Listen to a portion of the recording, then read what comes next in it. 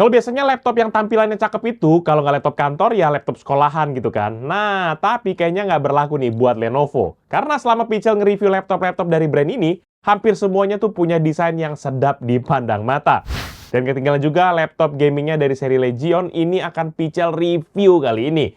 Yang nggak hanya good looking, tapi juga sudah dilengkapi dengan setup dapur pacu dengan teknologi kekinian banget. Seperti apa detailnya?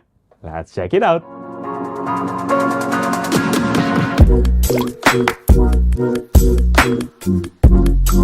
Halo guys, balik lagi bersama Pichel dan kali ini Pichel akan nge-review nih sebuah laptop gaming dari Lenovo dengan nama Lenovo Legion 7 16i-RX9. Laptop ini punya spesifikasi sebagai berikut. CPU Intel Core i9 14900HX prosesor, RAM 32GB DDR5 dual channel 5,6 GHz, storage SSD M2 NVMe PCIe 4.0 dengan kapasitas 1TB, integrated GPU Intel UHD Graphics Xe 32EUS dengan 1GB sharing memory, discrete GPU Nvidia GeForce RTX 4070 laptop dengan dedicated memory sebesar 8GB, dengan layar IPS panel 16 inci matte finish dengan resolusi 3200 x 2000 atau 3,2K dengan refresh rate sebesar 165 Hz.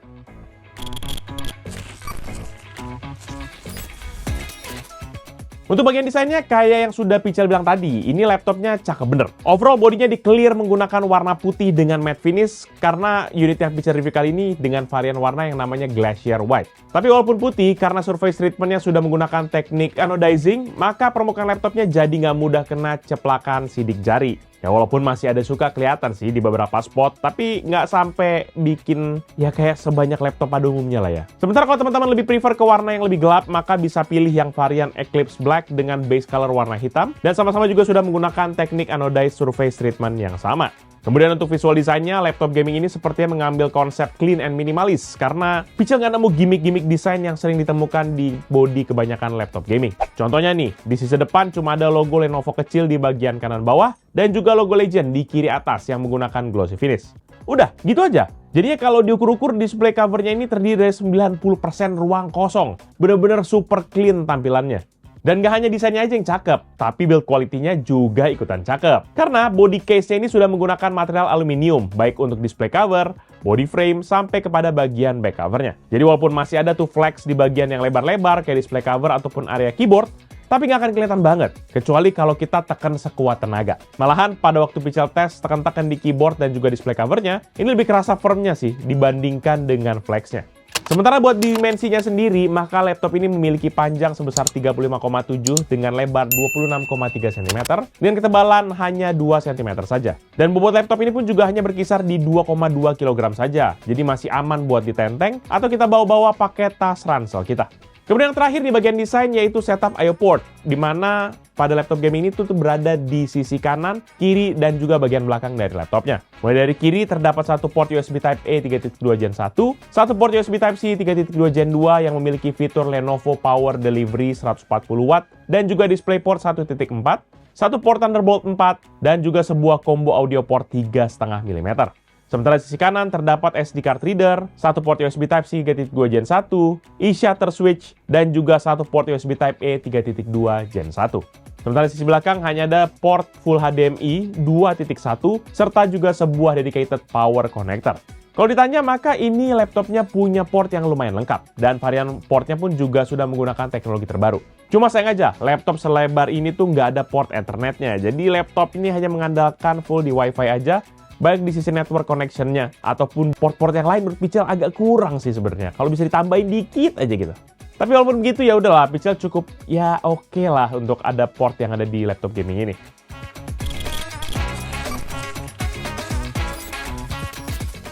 Untuk bagian layar, maka laptop ini nanti menggunakan layar IPS berukuran 16 inci dengan matte finish, tapi dengan resolusi super gede, yaitu 3,2K atau 3200 x 2000 pixel, serta memiliki aspek rasio 16:10, refresh rate 165 Hz, dan response time sebesar 3 millisecond.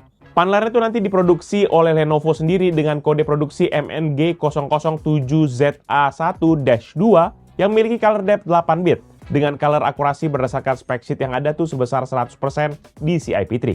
Dan masih menurut speknya sendiri, maka peak brightness layarnya itu mencapai 430 nits dengan kontras rasio hingga 1200 berbanding 1.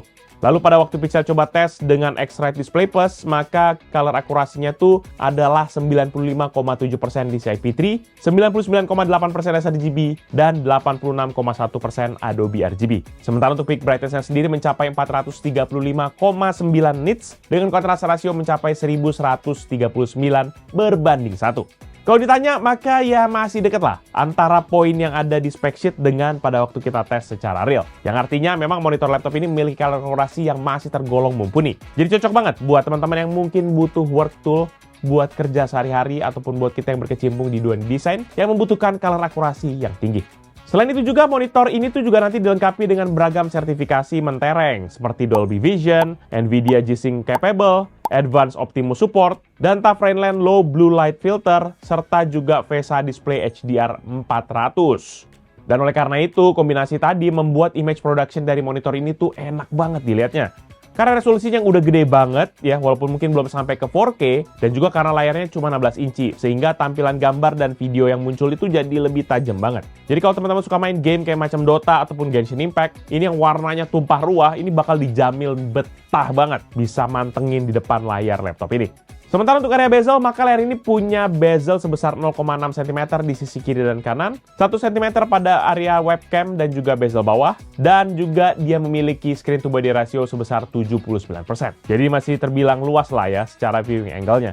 Kemudian untuk menopang layarnya pun terdapat engsel yang tebal yang bisa membuka layarnya hingga 180 derajat. Engselnya ini ringan dan bahkan bisa kita buka hanya dengan satu tangan saja. Jadi bikin kita gampang aja sharing monitor secara langsung dengan orang yang ada di depan kita.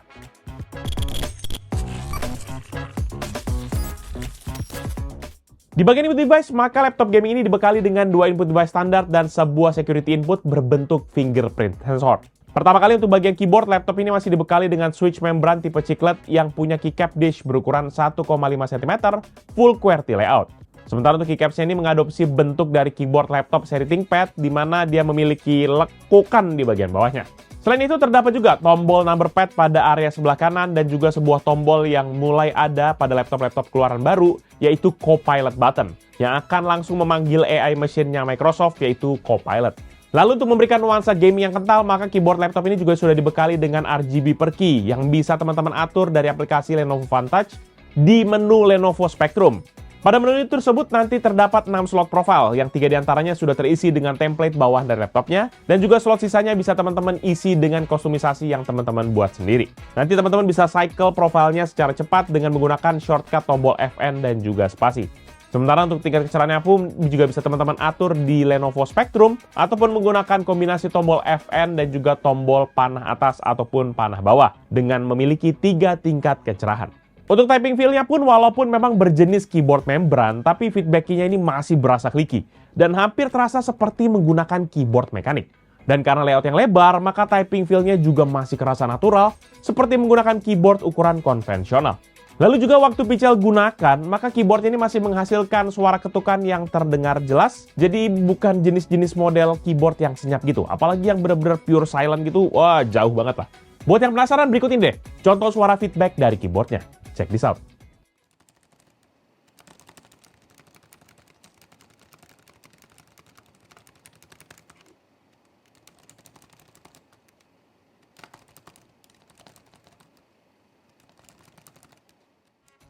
Input device kedua adalah touchpad, di mana dia punya ukuran 12 x 7,5 cm yang diposisikan menjorok ke arah kiri agar akses ke number pad-nya bisa lebih leluasa. Permukaan touchpad-nya ini material kaca sehingga terasa licin dan juga halus untuk penggunaan sehari-hari. Tapi kalau teman-teman nggak butuh banget dengan touchpad-nya, bisa teman-teman matikan aja dengan menekan tombol F10. Sementara untuk clicking sound-nya, Pichel rasa masih di level yang wajar, seperti touchpad yang ada di laptop lainnya. Buat yang penasaran, berikutin deh suara feedback dari touchpad-nya. Check this out.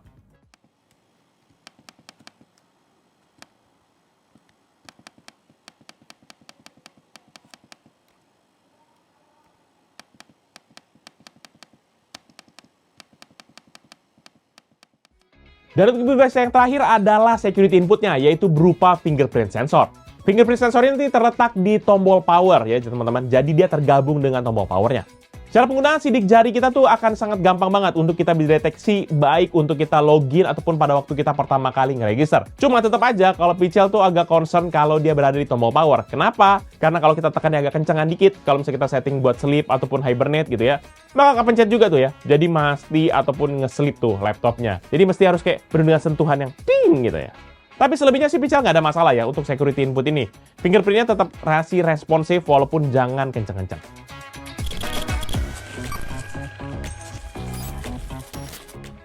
Di bagian performa, maka laptop ini menggunakan prosesor Intel generasi ke-14, yaitu Intel Core i9 14900HX yang masih pakai litografi Intel 7 dengan codename Raptor Lake. Di arsitektur ini nanti prosesornya terbagi jadi dua, yaitu Performance Core dan juga Efficient Core.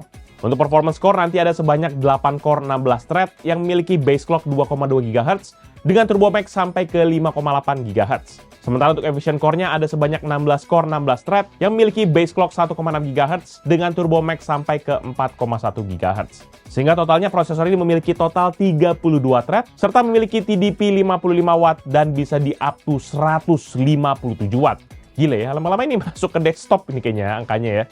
Selain itu juga laptop ini nanti dilengkapi dengan RAM 32GB DDR5 dual channel 5,6 GHz dan juga storage SSD M2 NVMe dengan interface PCIe 4.0 sebesar 1TB yang juga dilengkapi dengan operating system Microsoft Windows 11 Home dengan build number 22H2 dengan code number 22621.3810. Nggak hanya itu, laptop ini juga dilengkapi dengan chip LA3 AI dari Lenovo yang bertujuan untuk meningkatkan performa dan juga pengalaman pengguna pada laptop gaming dari Lenovo ini. Oleh karena itu, laptop gaming ini memiliki fitur yang nggak dimiliki oleh laptop gaming lain di kelasnya. Seperti contohnya adaptasi on the fly yang memungkinkan laptop beradaptasi secara dinamis tergantung pada tugas yang sedang kita lakukan. Ada juga nanti Smart FPS yang membantu melacak penggunaan daya saat kita bermain game sehingga mengoptimalkan pengaturan dan menghemat daya baterai kita. Dan ada juga Lighting Audio Sync yang memungkinkan sinkronisasi lampu RGB dengan audio di dalam game. Chip AI sendiri nanti adalah chip khusus buatan Lenovo yang pertama hadir pada tahun 2023. Teman-teman nggak usah berharap ini bisa punya tops yang tinggi gitu ya. Jadi ya apalagi bisa mencapai kayak yang Copilot plus PC gitu ya. Kayak nggak mikir lah, nggak mungkin ya. Jangan sampai ke situ dulu. Oke. Lalu sebagai performance boosternya, laptop gaming nanti dilengkapi dengan 3 mode thermal, yaitu Quiet, Auto, dan juga Performance. Ketiga thermal ini nanti bisa diaktifkan melalui shortcut tombol Fn dan juga Q.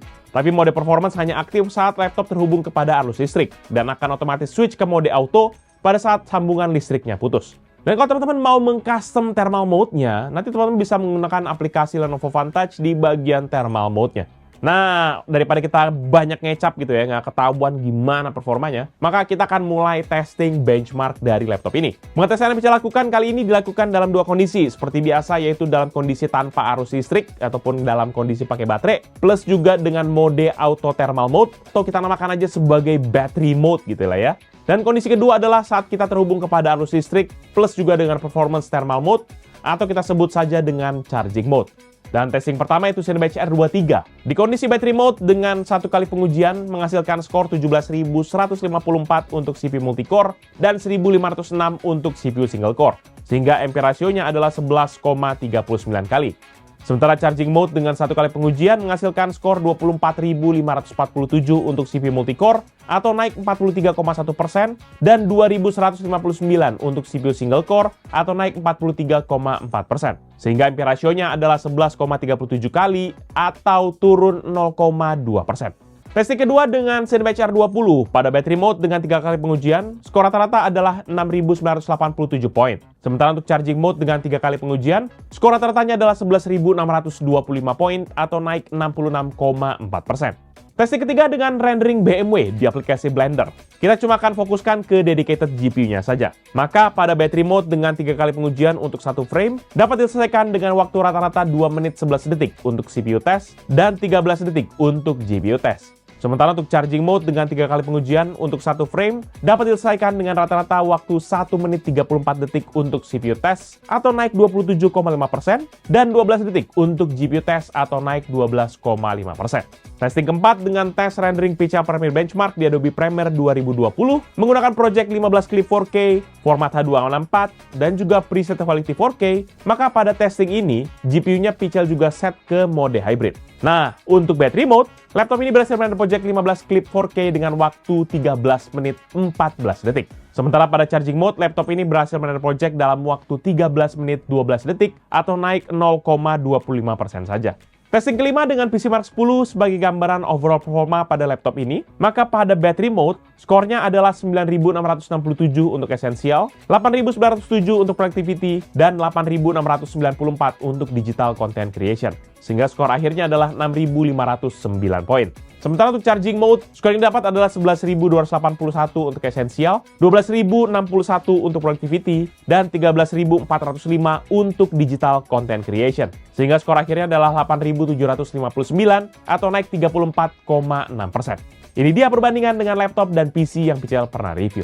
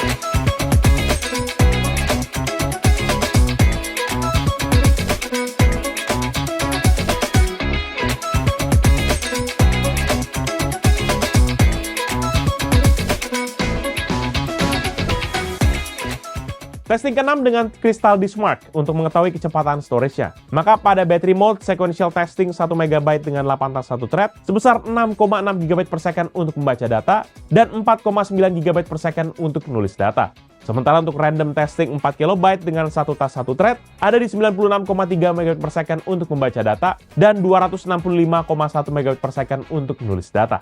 Sementara untuk charging mode sequential testing 1 MB dengan 8 tas 1 thread sebesar 6,7 GB per second untuk membaca data atau naik 0,2%. Dan 4,9 GB per second untuk menulis data atau naik 0,2%.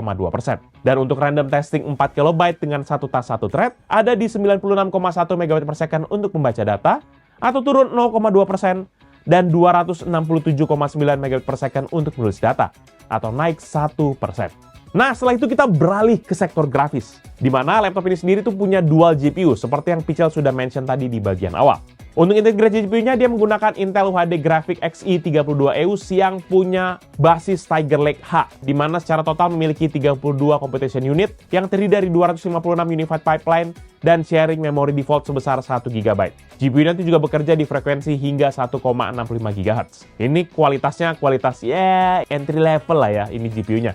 Sementara untuk discrete GPU-nya, dia menggunakan NVIDIA GeForce RTX 4070 laptop yang memiliki 4608 CUDA cores, 144 AI cores, dan 36 RT cores dengan dedicated memori sebesar 8 GB GDDR6. GPU nanti punya base clock 1,2 GHz dan bisa di-boost hingga ke 2,2 GHz, serta juga memiliki TGP up to 130 Watt.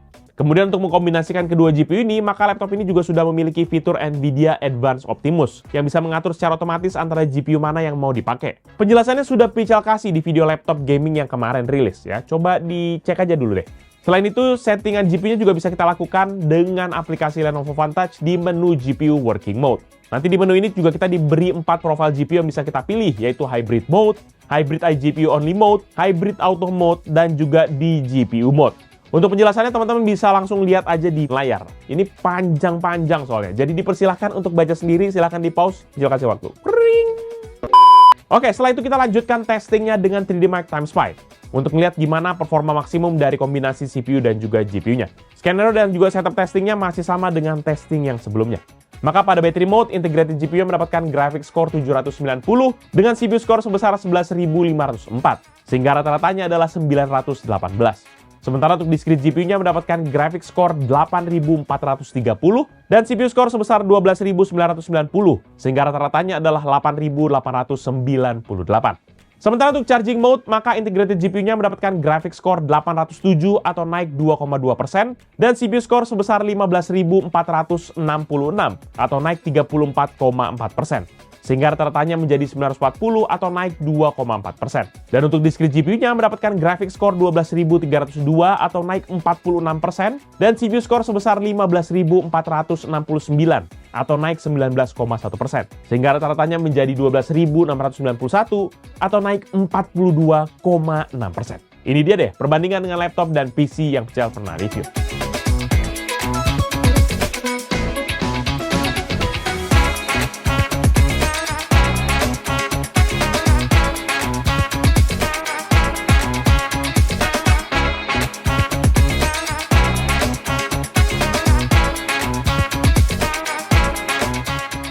Next, tentu saja kita akan mulai gaming testnya. Dan seperti biasa, laptop gaming kalau nggak digeber itu kayak makan mie ayam tapi dingin. Nggak enak guys, ya kan? Jadi sudah pasti settingan game mesti rata kanan, dan kita tetap gunakan resolusi natifnya. Dan Pical juga tetap menggunakan skenario seperti di Synthetic dan juga real-time benchmark, yaitu battery mode dan juga charging mode, dengan menggunakan hybrid mode pada GPU working mode pada aplikasi Lenovo Vantage. Game pertama GTA 5 di resolusi 3,2K dan setting very high. Pada battery mode rata-rata frame rate-nya di 76,1 fps, dengan maksimum di 86,1 fps dan minimum di 64 fps. Sementara charging mode rata-rata frame rate-nya di 119,2 dengan maksimum di 139,1 dan minimum di 103,7 fps. Secara rata-rata fps-nya naik sebanyak 56,6%. Game kedua, Counter-Strike 2 di resolusi 3,2K dan setting very high. Di battery mode, rata-rata frame rate-nya di 63,3 dengan maksimum di 89,7 dan minimum 38,7 fps. Sementara untuk charging mode-nya, rata-rata frame rate di 98,7 dengan maksimum di 145,1 dan minimum di 69,5 fps. Sehingga secara rata-rata naik sebanyak 55,9%.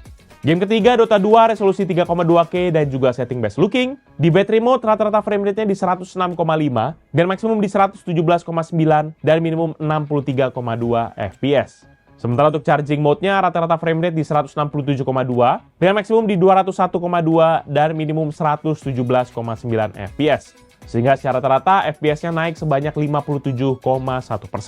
Game keempat, FIFA 22 di resolusi 3,2K dan juga setting ultra. Pada battery mode, rata-rata frame rate-nya di 110,8 dengan maksimum di 118,4 dan minimum 4,9 fps. Sementara untuk charging mode, rata-rata frame rate-nya di 227,5 dengan maksimum di 239,9 dan minimum di 196,9 fps. Sehingga secara rata-rata fps-nya naik sebanyak 105,3%. Game kelima, The Sims 4 di resolusi 3,2K dan setting ultra. Pada battery mode, rata-rata frame rate-nya di 150,3 dengan maksimum di 184,8 dan minimum di 2,8 fps. Sementara untuk charging mode, rata-rata frame rate-nya di 166,6 dengan maksimum di 185,8 dan minimum 12,9 fps. Sehingga secara rata-rata naik sebanyak 10,8%. Game ke-6, Cyberpunk 2077 di resolusi 3,2K dan setting Ray Tracing Ultra. Pada battery mode, rata-rata frame rate di 22,6 dengan maksimum di 27,7 dan minimum 17,3 fps. Sementara untuk charging mode, rata-rata frame rate di 34,8 dengan maksimum di 42,4 dan minimum 29,8 fps. Sehingga secara rata-rata dia naik fps-nya sebanyak 54%. Game ke-7, Need for Speed Unbound di resolusi 3,2K dan setting ultra. Pada battery mode, rata-rata frame rate di 34,0 dengan maksimum di 38,4 dan minimum 15,9 fps. Sementara untuk charging mode, rata-rata frame rate di 47,5 dengan maksimum di 56,6 dan minimum 37,7 fps. Sehingga secara rata-rata di fps-nya naik sebanyak 39,7%. Game ke-8, Valorant di resolusi 3,2K dan juga setting high. Pada battery mode, rata-rata frame rate di 119,6 dengan maksimum di 121,7 dan minimum 113,6 fps. Sementara untuk charging mode, rata-rata frame rate di 331,5 fps, maksimum di 436,3 fps, dan minimum 246,7 fps. Sehingga secara rata-rata dia naik sebanyak 177,2%. Game terakhir yaitu game ke-9, Genshin Impact di resolusi 3,2K dan juga setting high. Maka pada battery mode, rata-rata frame rate di 62,3 dengan maksimum di 91,1 dan minimum 49,4 fps. Sementara untuk charging mode rata-rata frame rate di 115,4 dengan maksimum di 164,8 dan minimum 87,7 fps, sehingga secara rata-rata naik sebanyak 85,2%. Dari pengujian sejauh ini maka sudah jelas kalau performa asli laptop ini akan keluar jika sudah terhubung kepada arus listrik. Walaupun begitu, performance-nya dalam kondisi battery mode ini juga nggak bisa dibilang jomplang banget. Karena peningkatan performanya tidak menunjukkan persentase yang cukup ekstrim, sampai kayak di atas 200% begitu. Beda sama laptop yang kemarin gitu ya. Jadi kalau mau dipakai secara mobile pun laptop ini masih oke banget performanya. Cuma pertanyaannya kuat berapa lama laptopnya kalau model baterai aja? Ntar kita jawab. Tungguin di bagian baterai. Dan sebagai penunjang performanya, maka laptop ini menggunakan teknologi Legion Cold Front sebagai cooling sistemnya, yang terdiri dari vapor chamber di mana membantu mendinginkan komponen laptop, intelligent intake untuk memastikan aliran udara yang efisien, upgraded fan and exhaust system yang membantu menjaga suhu laptop tetap rendah, dan customized fan curve control yang memungkinkan pengaturan kipas yang lebih presisi berdasarkan suhu komponen internal pada laptopnya. Nah, biar kita sama-sama tahu kemampuan cooling dan juga perilaku sistemnya, maka kita akan lakukan idle dan juga stress test yang seperti biasa akan kita monitor, yaitu frekuensi, suhu, hingga daya prosesornya. Terus buat jaga-jaga, Pichel tetap hidupkan airplane mode dan juga matiin Windows Defender untuk meminimalisir akan anomali dalam pengetesan. Dan Pichel juga masih menggunakan skenario testing yang sama dengan benchmark, yaitu battery dan juga charging mode. Untuk skenario pertama, yaitu kondisi idle, battery mode, dan juga durasi testing sekitar 10 menit. Dalam kondisi ini, CPU usage-nya di rata-rata 3,2% dengan suhu prosesor yang naik turun di rentang 51 hingga 56 derajat dengan rata-rata di 53 derajat Celcius. Untuk power, dia di 10,3 watt yang sempat spike ke 25 watt dan frekuensi yang berada di rata-rata 1,5 GHz. Kemudian Pichel mulai skenario kedua, yaitu kondisi idle, charging mode, dan masih menggunakan durasi yang sama, yaitu sekitar 10 menit. Dan pada skenario ini kondisi grafiknya lebih banyak pergerakan, di mana CPU usage-nya cenderung naik turun di rata-rata 2,3%. Lalu temperaturnya juga naik hingga 76 derajat dan juga melandai dengan rata-rata di daya 14,9 watt dan frekuensi di 2,1 GHz, yang sesekali spike ke angka 3,2 GHz. Setelah dikembalikan ke kondisi battery mode dan juga kita istirahatkan kurang lebih sekitar 10 menit, Pichel lanjut ke skenario yang ketiga, yaitu kondisi stress test dengan AIDA 64, battery mode, dan dengan durasi testing yang sama sekitar 10 menit. Maka saat stress test dimulai, suhunya yang awalnya berada di level 55 derajat langsung naik ke 63 derajat Celcius. Demikian juga powernya dari 15,7 naik hingga ke 55,6 watt dan frekuensinya masih tetap stabil di 2,2 GHz. Setelah 50 detik, CPU-nya langsung ngalamin throttling, sehingga frekuensinya drop ke 2,1 GHz, powernya juga drop ke 46,7 watt, dan suhunya malahan melonjak hingga ke level 72 derajat Celcius. Selama dalam kondisi ini, pergerakan grafiknya cenderung stabil kecuali untuk suhunya, di mana suhunya ini tuh naik turun di rentang 63 hingga ke 84 derajat, dengan rata-rata di 70,7 derajat Celcius. Kemudian setelah 10 menit berikutnya, akhirnya Pichel masuk nih ke skenario yang keempat dengan menggunakan charging mode. Dan pada saat skenario ini dimulai, suhunya langsung lompat ke 89 derajat dengan power ke 92,6 watt dan frekuensi di 3,1 GHz. Setelah 38 detik, skenario keempat berjalan, CPU-nya kembali mengalami throttling dan frekuensinya drop ke 2,7 GHz. Diikuti juga dengan power yang drop ke 73 watt dan suhu ke level 82 derajat Celcius. Tapi sekitar 10 detik kemudian, kondisi grafiknya kembali lagi ke posisi yang semula.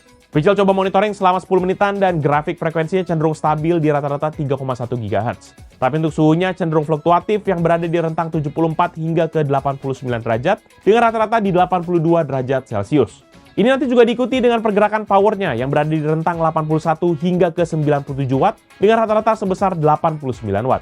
Dan setelahnya, Pichel hentikan pengetesan dengan total durasi testing selama 51 menit dan 48 detik.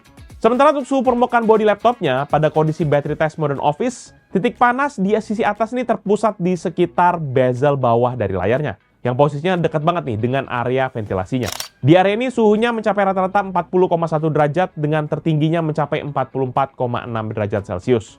Sementara di sisi bawah, titik panasnya berada di area yang dilewati oleh heat pipe pada cooling system laptop ini, di mana dia juga merambat hingga ke area CPU-nya. Pada hari ini suhunya mencapai rata-rata 38,9 derajat dengan suhu tertinggi mencapai 39,5 derajat Celcius. Kemudian pada saat stress test, titik panas di sisi atas terpusat di area sekitar tombol power, tepat di balik dari CPU-nya. Pada ini suhunya mencapai rata-rata 45,4 derajat dengan suhu tertinggi mencapai 56,8 derajat Celcius atau naik sebanyak 27,4%. Lalu pada sisi bawah laptop, titik panasnya masih terpusat di lokasi CPU-nya, di mana ini rata-ratanya 43,1 derajat dengan tertinggi yang mencapai 44,5 derajat Celcius atau naik sebesar 12,7% untuk suhu tertingginya. Sedangkan pada saat gaming test, area atas nanti memiliki panas rata-rata 39,9 derajat dengan maksimum hingga 43,3 derajat Celcius. Sementara sisi bawah, area panasnya juga masih sama di lokasi CPU dan juga GPU-nya dengan panas rata-rata 45 derajat dan maksimum di 46,4 derajat Celcius. Jadi seperti yang sudah teman-teman lihat sendiri ya, pada saat kita tes Modern Office, suhu tetap di bawah 45 derajat. Saat stress test juga paling ya lumayan tinggi sih ya, mencapai 56,8. Dan selama gaming, suhu permukaan rata-rata di 46 derajat Celcius. Ini menunjukkan bahwa memang Legion Cold Front ini mampu menjaga suhu laptop tetap stabil dan juga nyaman digunakan, bahkan dalam beban kinerja yang tinggi. Walaupun nggak bisa dipungkiri, tetap aja masih ada throttling dan juga saran Pical jangan dipangku ya. Panas seriusan ya, masih tergolong panas ini buat kita pangku.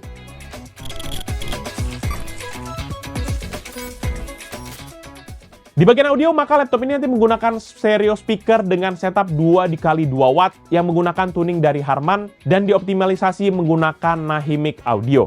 Kedua speaker yang diposisikan nanti menghadap ke bagian bawah dan bisa menghasilkan suara rata-rata 88,5 desibel dengan output maksimum hingga 94,4 desibel.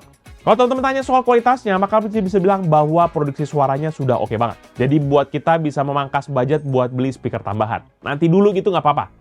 Bisa juga waktu kita coba pakai untuk main game kayak CS2 ataupun Valorant, maka ambient sound-nya tuh masih kerasa banget. Walaupun kita nggak pakai headset loh ini ya. Begitu pula pada waktu digunakan untuk memutar musik ataupun nonton film, suara instrumen musiknya cenderung balance lah. Walaupun ujung-ujungnya bassnya juga nggak nendang. Dan bahkan di volume 100%, suara audio dari speaker ini juga masih terdengar wajar tanpa adanya suara yang kedengaran pecah ataupun terlalu dominan. Ya buat yang penasaran berikut ini deh, langsung contoh suara speaker dari laptopnya. Check this out.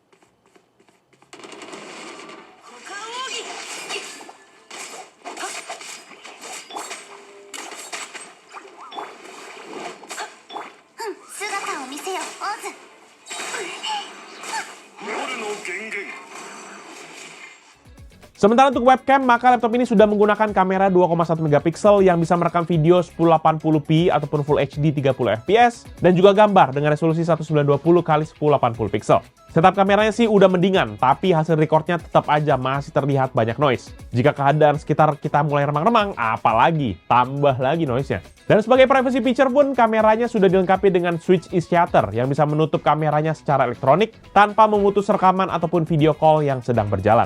Tapi kalau teman-teman berasa masih kurang secure, teman-teman bisa matikan mikrofonnya menggunakan tombol mute yang ada di tombol F4 pada keyboard kita. Buat yang penasaran, berikut ini deh contoh hasil kamera tes dari webcam laptop ini. Check this out. Ini dia hasil rekaman dari laptop Lenovo Legion 7 16i-RX9. Ini menggunakan setup video 1080p atau image-nya 1920 x 1080. Ya, ini jelas lagi ada di dalam ruangan, lagi di studio, dan hari ini lagi tengah hari bolong, dan ada softbox di depan Jelox di sini. Seperti yang teman-teman lihat, bagaimana? Ya, masih cukup banyak noise-nya ya, bahkan udah 1080p. Terus dia juga punya fitur e-shutter yang bisa memutus koneksi video, seperti ini, 3, 2, 1. Oke. Nah, Jelox pindah ke sini, ini kamera HP ya, teman-teman. Ini dia e-shutternya matiin video tapi suaranya nggak dimatiin. Tapi kalau teman-teman mau lebih secure lagi, bisa pakai yang namanya microphone on off. Ini Jelox nyalain. 3, 2, 1.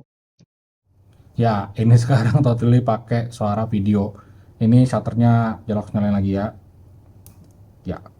Ini suaranya sekarang hilang, tapi gambarnya muncul. Ini yang teman-teman dengar adalah suara dari kamera secondary yang Gerox pakai. Oke, kita nyalakan lagi 3, 2, 1. Cek, cek. Nah, ini baik lagi. Seperti ya teman-teman. Thank you. Sementara untuk konektivitas, maka laptop ini hanya dilengkapi dengan modul Wi-Fi dari Intel dengan kode AX221. Di mana modul Wi-Fi ini sudah support Wi-Fi 6E 802.11ax, triple frekuensi di 2,4, 5, dan juga 6 GHz, serta Bluetooth versi 5.3. Dan buat teman-teman yang butuh koneksi via Ethernet ataupun LAN, seperti yang Pichel sebutkan tadi, sayang sekali tidak ada. Jadi silahkan teman-teman berkreasi sendiri deh kalau memang kita butuh koneksi LAN.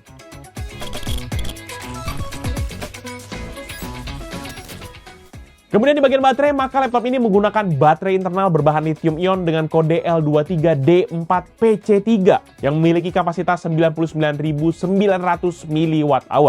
Dan dalam pengujian baterai di PC Mark 10 dengan skenario Modern Office, full brightness, mode auto, ya, maka laptop ini dapat bertahan selama 5 jam 21 menit dari 100 hingga ke 6% baterainya. Sementara untuk skenario gaming, full brightness, dan juga mode auto, maka laptop ini dapat bertahan selama 49 menit saja, dari 100 hingga 7% baterainya. Untuk daya tahan baterai harian, maka Pichel bisa bilang ya agak kurang lah ya, 5 jaman tuh kayak agak kurang lah. Padahal kapasitas baterainya kan udah kayak paling mentok yang bisa kita bawa, bahkan naik pesawat gitu. Jadi memang tolong diperhatikan betul-betul. Kalau kita butuh laptop ini secara mobile gitu ya, biar nggak kebingungan pada saat baterai habis, maka inget posisi stop kontak listrik di sekitar teman-teman sekalian.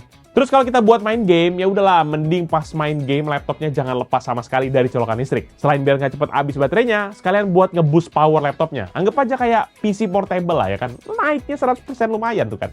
Lalu untuk pengisian baterai sendiri, laptopnya nanti dibekali dengan charger output maksimum 20 volt dan 11,5 ampere atau setara dengan 230 watt. Dan untuk pengisian dayanya, waktu kita tes dari 2% hingga 100%, ini membutuhkan waktu 1 jam 19 menit dalam kondisi laptop hidup, mode auto, medium brightness, dan sedang tidak kita gunakan. Sementara untuk charging menggunakan port yang lain ataupun port Thunderbolt 4-nya, Pichel Test menggunakan charger yang mungkin umum di sekitar kita, yaitu dengan daya 65 watt, maka pengisian dayanya dari 3% hingga 100% membutuhkan waktu 3 jam 1 menit dalam kondisi laptop hidup, mode auto, medium brightness, dan sedang tidak kita gunakan. Secara durasi pengecasan sih ini tergolong normal ya, dengan ukuran baterai yang sebesar ini. Tapi kalau untuk charging via Thunderbolt 4-nya, ini bisa selisih sampai 2 jam. Ya. Jadi Pichel saranin sebaiknya jadikan USB ini sebagai cadangan aja. Lama banget soalnya. Apalagi kalau kita main game sambil di-charge, pakai yang Type-C 65 watt. Turun guys, turun baterainya, nggak bisa nambah. Bang.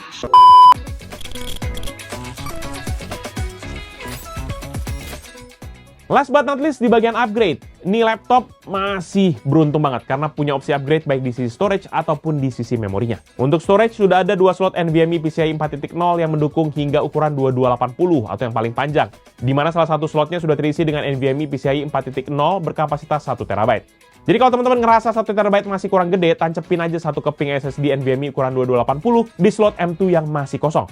Tapi yang agak unik, spek prosesor di laptop ini sebenarnya support PCIe 5.0. Cuma Mobo yang dipakai di laptop ini cuma punya slot PCIe 4.0. Jadi kayak kurang future proof lah, seperti yang Pichel bilang. Sementara sisi memori, laptop ini punya 2 slot RAM SODIMM DDR5 yang dua-duanya sudah terisi dengan RAM masing-masing 16 GB. Dan spek sheet yang ada, kapasitas RAM-nya mentok di 30 GB aja. Dengan tipe RAM DDR5 5600 atau clock speed-nya 5,6 GHz. Ini agak kurang juga ya. 32 GB itu apaan zaman sekarang ya? Minimal 64 ke apa ke gitu ya. Jangan cuma segini gitu. Agak kurang nih. Selain storage dan juga memori, selebihnya sih nggak ada lagi opsi upgrade untuk laptop ini. Overall, menurut pribadi Pichel, laptop Lenovo Legion 7 16 IRX9 ini bisa menjadi pesaing kuat buat laptop dari brand sebelah yang katanya raja laptop gaming. Dan buat teman-teman yang memang udah malas lihat model laptop gaming yang gitu-gitu aja, maka laptop ini sebenarnya adalah pilihan yang pas buat teman-teman yang mungkin gak mau show off dan juga gak mau terlalu kelihatan pamer gimana gitu. Karena seperti yang sudah Pichel paparkan panjang lebar meruah-ruah begini gitu ya, laptop ini tuh sebenarnya adalah paket komplit buat teman-teman yang mencari laptop powerful tapi juga tetap good looking, clean, simple di sisi desain, tanpa juga menghilangkan DNA gamingnya itu sendiri. Jadi kalau kalian mau Pichel simpulkan, ya laptop ini lebih ke arah multi-purpose laptop. Karena bisa dipakai buat hampir segala keperluan.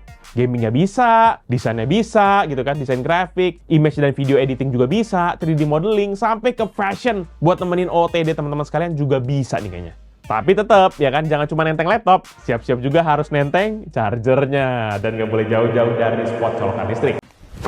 emotional, damn it. Nah, dengan semua keunggulan tersebut, maka laptop ini sendiri dapat teman-teman miliki dengan bandrol harga mulai 30 jutaan rupiah saja. Ya, mulai dari spek yang menggunakan prosesor Intel Core i7 generasi ke-14. Dan teman-teman bisa nambah 6 jutaan aja kalau mau teman-teman angkut laptop yang speknya Pical review kali ini. Gimana? Harganya masuk akal? Enggak? Ya kalau Pical bilang harganya masih masuk akal lah. Karena semua komponennya masih tergolong teknologi baru dan yang lebih penting, lebih murah dari laptop gaming brand sebelah dengan spek yang mungkin more or less mirip-mirip lah dengan laptop ini.